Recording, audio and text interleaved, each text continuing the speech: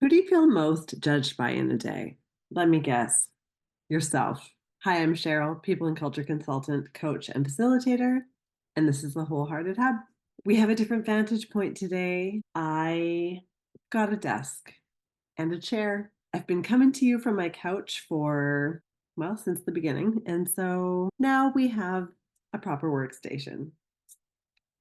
Congratulations to me.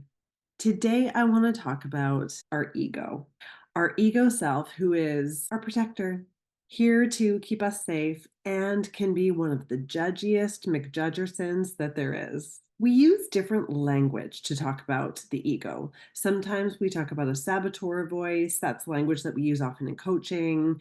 We can talk about ego, or it gets called different things, inner critic. We're talking about essentially the same thing.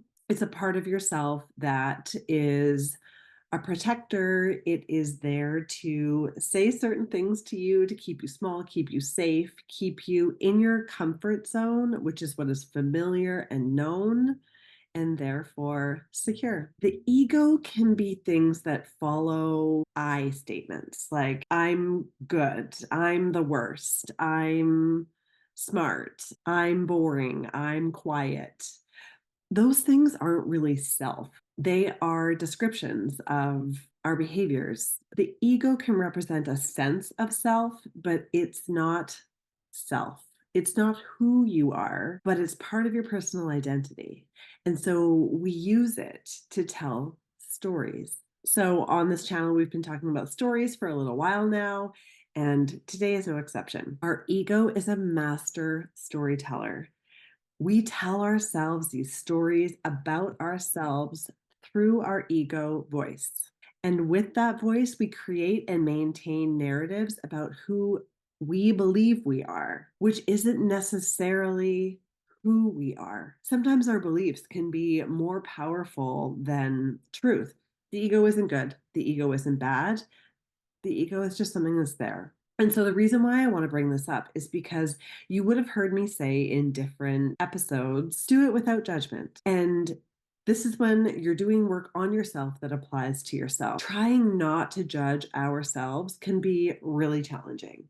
And so today, what I want to talk about is how to take a step back and be able to witness, be able to observe that ego voice for what it's trying to tell you and not judge it. So, as I said about what's familiar is safe because it's certain. I think I said secure, but because it's certain, the ego works to keep us in what's familiar because it knows what to expect. Our fears are often rooted in what's uncertain. We don't know what to expect. We don't know what's going to happen. And so it's that nervous system response that will protect us from what could be a saber-toothed tiger around the corner. What is predictable is safe. What is predictable is what's known.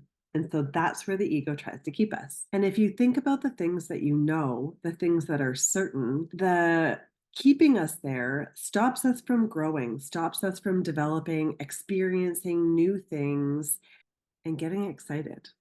Getting too excited can be scary. And that ego is like a rigid protector.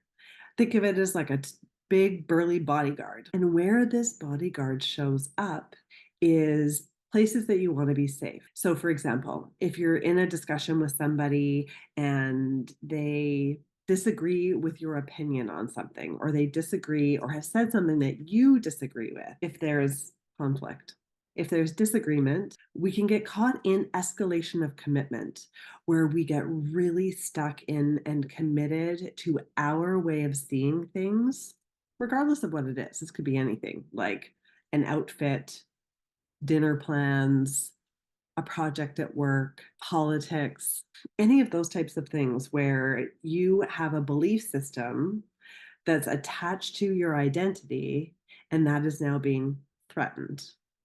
Because if what you believe is who you are, there's no room for other perspective. There's no room for conversation around it. You're committed to that. And so that's where that escalation of commitment, you might start to argue, even if you don't necessarily feel that strongly, you'll feel like you feel that strongly.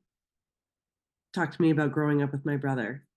He's a brilliant genius human, and the arguments we used to get in, and I think I would try and come up with things that weren't even true just to try and argue back with him.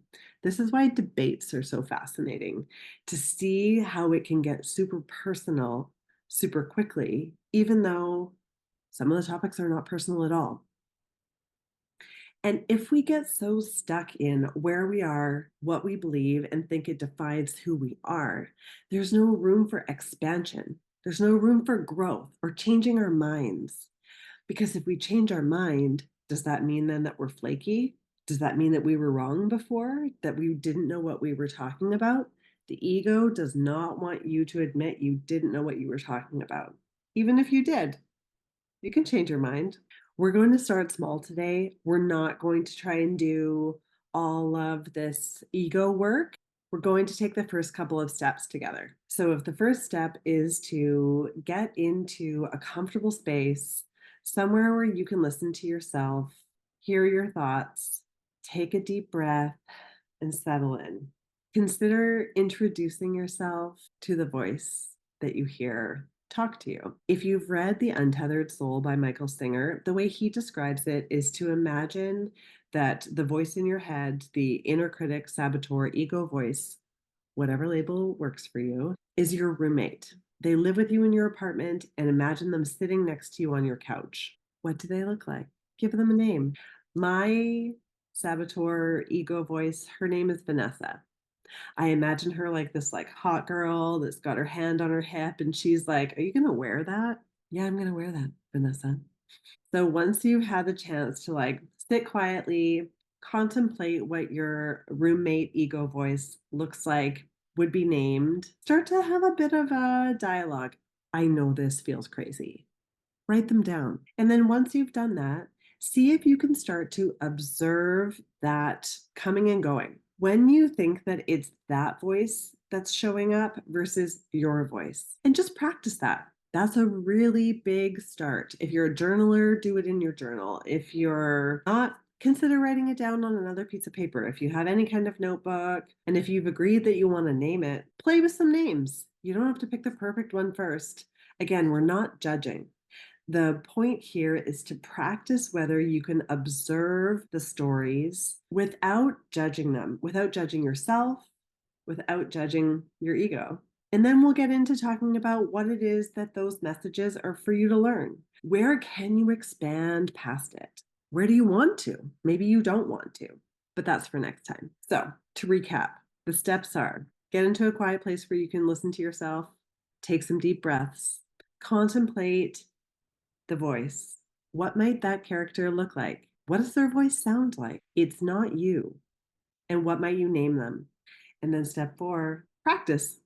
See how that works for you. If you come back next time, we're going to talk about allies and how they can support you with the ego. As always, thanks for listening. Thanks for being here. Don't forget to like and subscribe, and that way I get to see you next time.